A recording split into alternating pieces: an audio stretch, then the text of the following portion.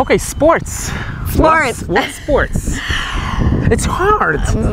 It's sweaty. It's sweaty. And you say, why am I doing this? And you have to wake up in the morning. Early. Early. When the alarm rings. Why? And Why? When other people are sleeping for another 2 hours, I get to see the sunrise. I get to see the stars. Sometimes I get to see the moon and the sun. I get to see the moon reflected on the water. But sports for me is a way of life. Just as eating healthy is a way of life. For some people, they train for a goal, and that's all they do. For me, goals have a well-earned, wonderful place in my life, but I've been doing triathlons for 21 years. So that's not what keeps me going. It's not the races. What keeps me going is my love of how I feel, of looking forward to training, the sweat, the high heart rate, the why am I doing this, and then feeling wonderful. That's why I did it. Knowing how I feel afterwards, being proud of myself every day. I have cancer. I like to define myself as I'm healthy with cancer. And sports is one of the healthy parts of my day, as is teaching, as is talking to people, being with my family, being with my grandchildren, friends. But when I can do sports, brings you back alive. I'm alive. I'm alive.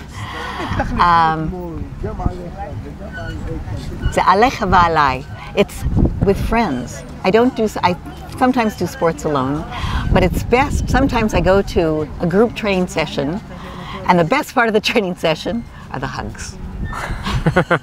When we run around the track, everybody else is running and I'm walking. And everybody, that first lap, they stop and they hug me. And I hug them.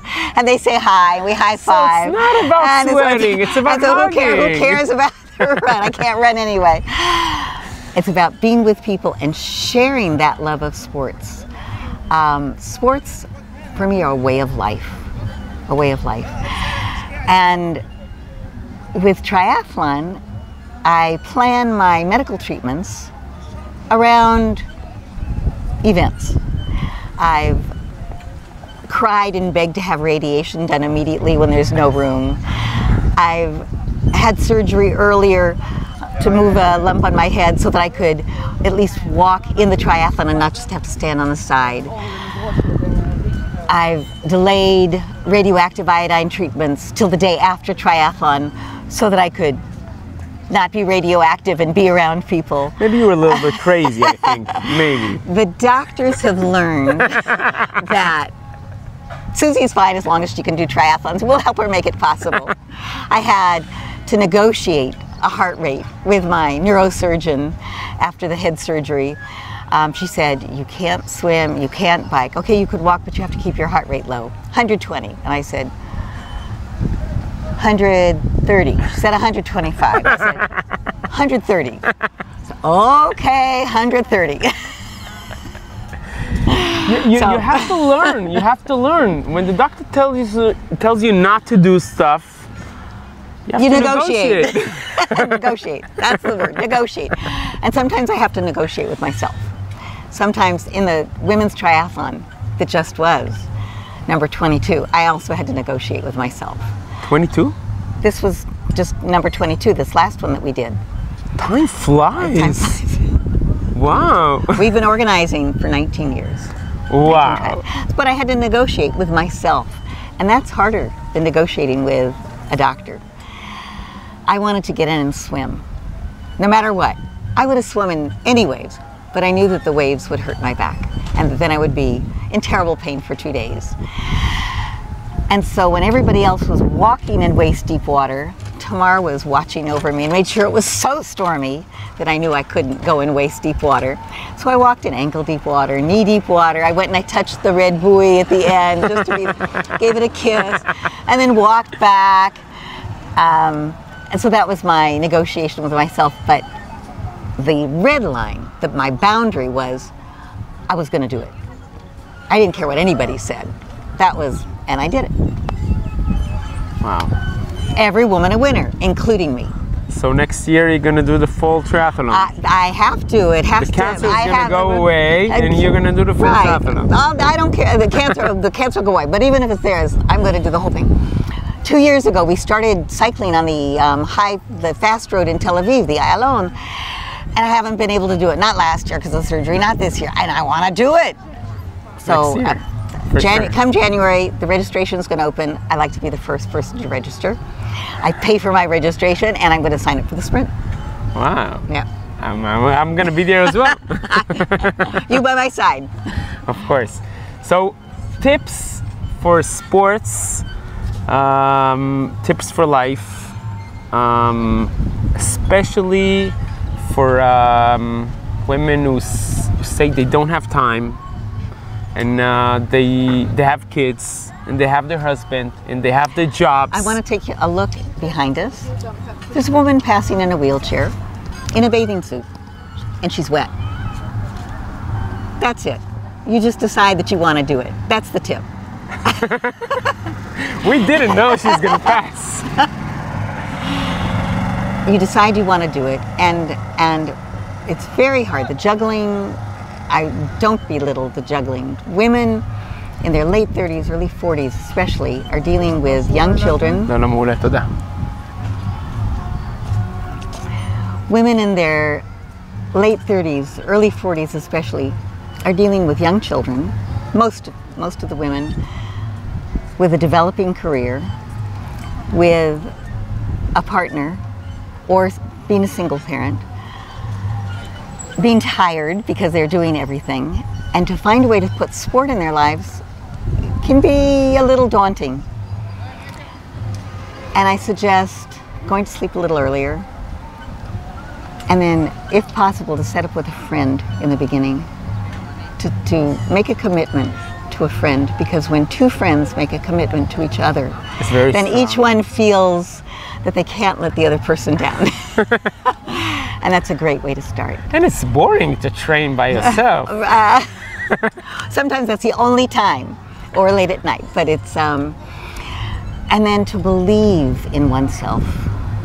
I did it one day. And not to say I'm going to do it every day for a month. That's an impossible goal. I'm going to do it tomorrow. And then I'm going to do it tomorrow. And then I'm going to do it tomorrow. I did it 3 days. Well, I'm going to do it tomorrow. And then I'll do it another 2 days. So only small steps. Small steps. Small steps. And it's the same thing in training or in swimming of any kind. In a triathlon, I don't think about, oh, I'm going to swim and then I have to bike and then I have to run. I'm going to get to the start line. I'm going to look at all these other women who've gotten themselves to the start line and say, wow, we did it. Then I'm going to swim to the first buoy and then to the second buoy. And that's it. Those are my goals. Then I'm going to swim to the third buoy. And then I'm going to get out. And then I'm going to get to the transition area. Then I'm going to change whatever I have to do. And then I'm going to cycle the first part.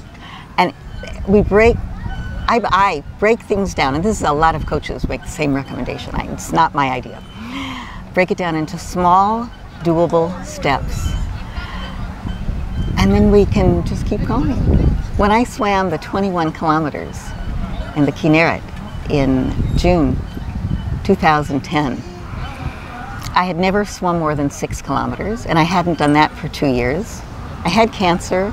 I didn't train. I said, I want to swim 10 kilometers. And everybody else will swim 21, and I made sure there was room on a boat for me to get out. I got in the water and I wanted to see the sunrise. We started at 1 a.m. I wanted to see the sunrise. So I swam. And I swam with a friend, with Morris Lissinger, who was a bit slower than I was at that point. And so it was easy for me to keep going at a slow pace. And I was told at 10 kilometers, okay, here's 10 kilometers. And I said, oh, that was easy. I'll keep going. And I kept going. And when I could see the shore, it turned out we were an hour and a half away. I knew I could do it. 21 kilometers. 21. And it swimming, not driving. 10 hours, 40 minutes in the water with a break to have a gel and an isotonic drink every 50 minutes. Wow. It was the most fabulous swim in my life. And that key narrative is now mine. And everybody else who did it. And that's sports, and cancer doesn't stop me. Flow. Take it easy, be gentle, enjoy each moment, and think of just each moment. That's how we get through it. So small steps, smile, enjoy it. And friends. And friends. And day by day. And day by day. Day by day. And if you can't find a friend to come with you, then there are forums for open water swimming, there are forums for triathlon, there are forums for women in sport. Go virtual and write about it and get support from other women who are going through the same process. You don't have to be alone. We can take everybody's energy from around us and share our energy. Wow.